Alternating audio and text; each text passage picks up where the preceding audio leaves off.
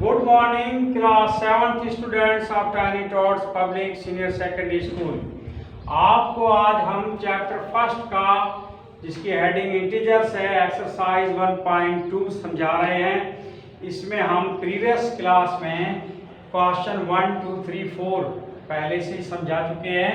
आज हम class 7th exercise 1.2 आपके टेक्स्ट बुक से क्वेश्चन नंबर 5 से समझा रहे हैं। इसमें जो क्वेश्चन नंबर 5 है उसमें आपको इंटीजर्स दिए हैं 2 और पूछा है कि -1 को किस इंटीजर के साथ मल्टीप्लाई करने से आंसर 92 आएगा। तो हम पहला स्टेटमेंट इसका लिखते हैं, let the required integer be X, यानी कि ये इंटीजर जो हमें चाहिए, हमें मालूम नहीं है, अननोन है, उसको हमने एक्स लिया है। और क्वेश्चन के अकॉर्डिंग एक इक्वेशन बनाई है कि -1 को किस इंटीजर से यानी एक्स से मल्टीप्लाई करने से 92 बनता है। तो यहाँ पर क्या होगा, इस -1 को हम ट्रांसपोजिशन करते हैं तो ये 92 में डिवाइड हो जाएगा। -1 को हम डिनोमिनेटर में भी लिख सकते हैं, तो ये क्या आंसर आएगा, माइनस का 92। अब इसको आप डायरेक्टली यूँ समझिए कि अगर किसी नेगेटिव इंटीजर को दूसरे इंटीजर से मल्टीप्लाई करके प्रोडक्ट पॉजिटिव आता है तो इसका मतलब ये दूसरा नेगेटिव इंटीजर होगा। अब इसकी जो हमने आइडेंटिटीज पढ़ी थी उसमें 1 को हमने बताया था कि ये 1 जो है आइडेंटिटी एलिमेंट है, यानी कि ये जिस इंटीजर से मल्टीप्लाई होगा वही इंटीजर उसका आंसर बनेगा। तो यहाँ पर 1 किससे मल्टीप्लाई हो रहा है, किसी अननोन से, और आंसर क्या आ रहा है 92। तो हमारा ये अननोन इंटीजर जो है अभी नॉन हो गया, यानी हम इसके बारे में जानते हैं कि 92 से अगर 1 को मल्टीप्लाई करेंगे तो 92 आएगा। अब क्वेश्चन ये अराइज होता है कि इसका जो माइनस है उसका क्या करेंगे, माइनस की सिंबल अगर प्रोडक्ट में प्लस हो गई है इसका मतलब कि माइनस की सिंबल 2 बार मल्टीप्लाई हुई है, और 2 बार मल्टीप्लाई हुई है, एक बार -1 के साथ है तो दूसरा हमारा इस रिक्वायर्ड इंटीजर के साथ भी माइनस आएगा। तो हमारा डायरेक्टली आंसर का भी पता चल सकता है कि ये -92 होगा। अब क्वेश्चन पूछा है 6 नंबर में, is it possible that the product of a positive integer and negative integer is 0?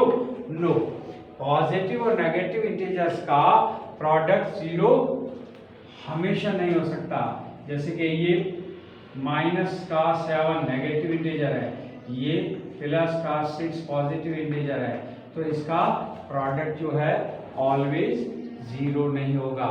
हाँ, 0 से कोई नंबर मल्टीप्लाई होता है तो फिर वो प्रोडक्ट 0 हो जाती है, लेकिन 0 को हम कहते हैं it is neither negative nor positive, ना नेगेटिव है और ना ही पॉजिटिव। इसलिए हम कहेंगे एक पॉजिटिव एक नेगेटिव इंटीजर्स की प्रोडक्ट 0 नहीं होती है।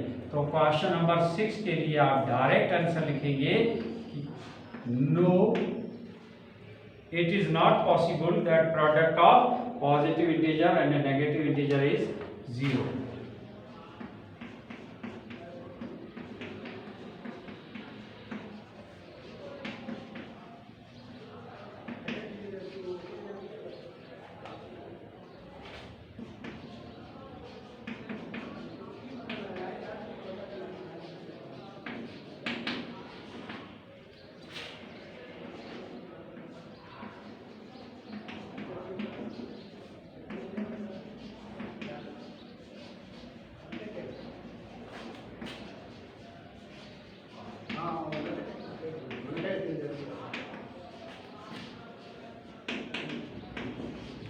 ये हमारा डायरेक्ट आंसर हो गया, इसमें कोई हमें बीच के स्टेप्स नहीं लिखने पड़े।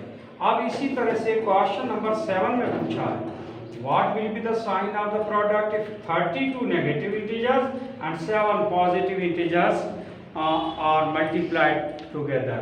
अब जो नेगेटिव इंटीजर्स हैं, जैसा कि मैंने आपको बताया, अगर 2 टाइम नेगेटिव इंटीजर्स आपस में मल्टीप्लाई हो रहे हैं तो प्रोडक्ट प्लस यानी पॉजिटिव होती है, लेकिन 3 टाइम होते ही नेगेटिव हो जाती है। 4 टाइम माइनस के इंटीजर्स मल्टीप्लाई करेंगे तो प्रोडक्ट जो है पॉजिटिव हो जाएगी। इससे हम ये समझे कि नेगेटिव साइन अगर इवन टाइम आता है 2 बार, 4 बार, 6 बार, 8 बार, तो इसकी प्रोडक्ट पॉजिटिव रहेगी। और अगर ऑड टाइम आता है 1 टाइम, 3 टाइम, 5 टाइम, 7 टाइम, तो प्रोडक्ट नेगेटिव रहेगी। और पॉजिटिव की सिंबल भले कितनी बार भी आए, उसका उस नेगेटिव सिंबल पर कोई फर्क नहीं पड़ता। फर्क पड़ता है कि नेगेटिव की साइन कितनी बार आई है। नेगेटिव की साइन अगर 32 टाइम्स है यानी इवन टाइम्स है, तो इसका मतलब कि 32 टाइम्स है तो आंसर हमारा प्रोडक्ट पॉजिटिव रहेगा। उसके बाद 7 टाइम पॉजिटिव नंबर है, 8 टाइम है, 9 टाइम है। पॉजिटिव नंबर जितनी बार भी मल्टीप्लाई होंगे उसकी सिंबल हमेशा पॉजिटिव ही रहती है। तो हमारा क्वेश्चन नंबर 7 का आंसर क्या होगा? कौन सी साइन बनेगी प्रोडक्ट में? The sign of the product will be positive, यानी हम आंसर में लिखेंगे the sign of the product will be positive. अब हमारा क्वेश्चन नंबर 7 भी हो चुका है। क्वेश्चन नंबर 6 में हमको 4 स्टेटमेंट दिए हैं और हमसे इसके बारे में पूछा है कि क्या ये स्टेटमेंट ट्रू है। तो पहला स्टेटमेंट आपके है product of positive and negative integer is negative. यहाँ पर मैं आपको यहाँ एग्जाम्पल के साथ समझाता हूँ कि प्रोडक्ट यानी मल्टीप्लिकेशन 2 इंटीजर्स की, उसमें एक पॉजिटिव एक नेगेटिव है, तो ये प्रोडक्ट हमेशा नेगेटिव रहेगी। तो स्टेटमेंट क्या हुआ? ट्रू हुआ। बी पार्ट में पूछा है product of 2 negative integer is negative. क्या इसमें 2 नेगेटिव इंटीजर्स को प्रोडक्ट करते हैं? तो क्या आंसर जो है इसमें पॉजिटिव आएगा या नेगेटिव? इसमें 7 6 42 आया है, तो इसमें साइन नेगेटिव आई है क्योंकि नेगेटिव 1 टाइम है। इसमें नेगेटिव की साइन 2 टाइम है, तो इसमें 42, 7 6 42 और नेगेटिव मल्टीप्लाई नेगेटिव, ये हो गया पॉजिटिव। यानी कि इसमें जो स्टेटमेंट लिखा है कि product of 2 negative integer is negative, लेकिन हमारा आंसर तो आया पॉजिटिव। और हम जानते हैं कि नेगेटिव की साइन अगर इवन टाइम्स है 2 बार, 4 बार, 6 बार, तो प्रोडक्ट पॉजिटिव होती है। तो हमारा ये बी पार्ट का जो आंसर हम लिखेंगे it is a false statement. अब सी पार्ट क्या कहता है? Product of 3 negative integer is negative. 3 बार नेगेटिव इंटीजर्स है तो ये नेगेटिव ही रहेगा। यहाँ पर आप देखें 3 टाइम्स है माइनस की साइन, तो प्रोडक्ट जो इसकी वो नेगेटिव रहेगी। ये तो मैंने एक एग्जांपल लिया है और आपको इसमें जो स्टेटमेंट है उसके बारे में लिखना है ट्रू या फॉल्स। तो सी पार्ट जो है आपका वो स्टेटमेंट इट इज ट्रू। और डी यानी लास्ट स्टेटमेंट दिया है क्वेश्चन नंबर 8 में every integer when multiplied by -1 give its additive inverse. अब एडिटिव इनवर्स होता क्या है मैं आपको बता दूं। ये 7 है प्लस का, इसका एडिटिव इनवर्स है -7, और ये माइनस का 6 है तो इसका एडिटिव इनवर्स है प्लस का 6। और अगर सिंबल कोई भी नहीं है तो भी उसको पॉजिटिव माना जाता है और उसका एडिटिव इनवर्स माइनस में होता है। अब हमारा क्वेश्चन क्या है? हर एक इंटीजर जो है उसको -1 से मल्टीप्लाई करें। अब मान लो कि हमने ये इंटीजर लिया, इसको -1 से मल्टीप्लाई करें तो क्या होगा? क्या इसका आंसर जो आएगा वो इसका एडिटिव इनवर्स होगा? Yes of course.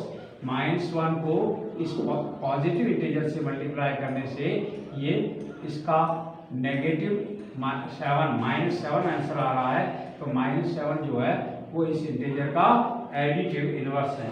अब लेते हैं, मान लो कि अगर ये -6 है और इसको हम -1 से मल्टीप्लाई करते हैं तो क्या होता है? तो इसका जो एडिटिव -6 का है वो +6 है और इसकी प्रोडक्ट भी यही आ रही है, तो हम इस स्टेटमेंट को भी राइट मानेंगे। तो इस तरह से इस स्टेटमेंट को भी हम जो है राइट मानेंगे।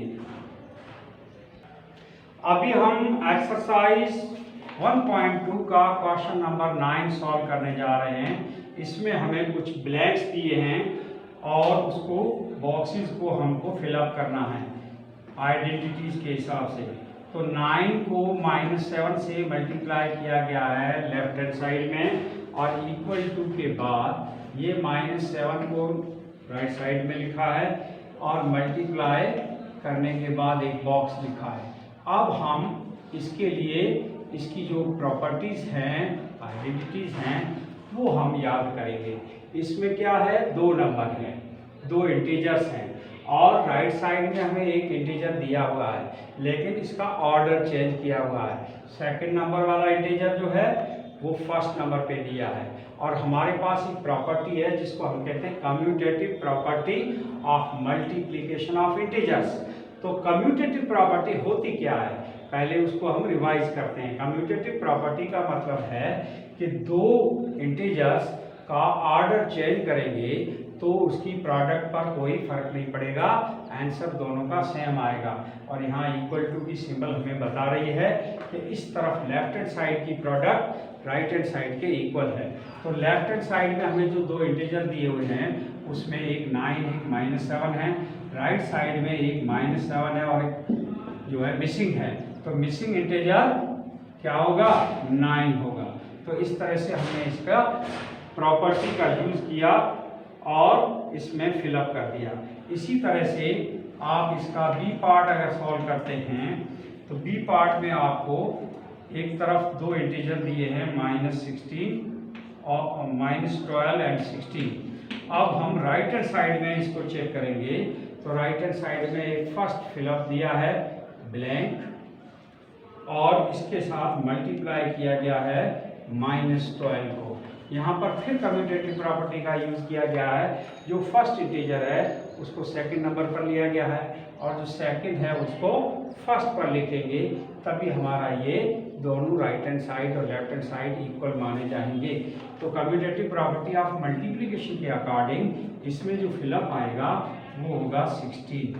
ये चीज़ें आपको प्रॉपर्टी को याद करते हुए फिलअप करनी है। अब जो सी पार्ट है इसमें भी -25 मल्टीप्लाई, अब इसमें ब्लैक लेफ्ट हैंड साइड में दिया है और राइट हैंड साइड में आपको 2 इंटीजर दिए हैं, दोनों नेगेटिव है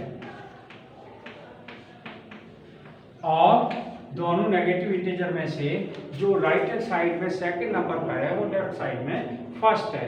इसका मतलब प्रोडक्ट अगर दोनों की इक्वल होगी तो ये तभी पॉसिबल है जब ये फर्स्ट इंटीजर यहाँ पर आएगा, इसका ऑर्डर चेंज होगा। तो ये हमारा फिलअप जो है सी पार्ट का हुआ। डी और लास्ट पार्ट जो है हमारा वो इसमें है 125 इंटू -9। अब इसमें लेफ्ट हैंड साइड में 2 इंटीजर है और राइट हैंड साइड में 125 वापस ऑर्डर चेंज करके नहीं लिखा है, इसमें फर्स्ट की जगह फर्स्ट रखा है।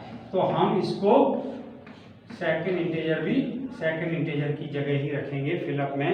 तो इस तरह से हमारा ये 4 फिलअप कंप्लीट हो गए, क्वेश्चन नंबर 9 और क्वेश्चन नंबर 10 हम आपको नेक्स्ट टाइम समझाएंगे।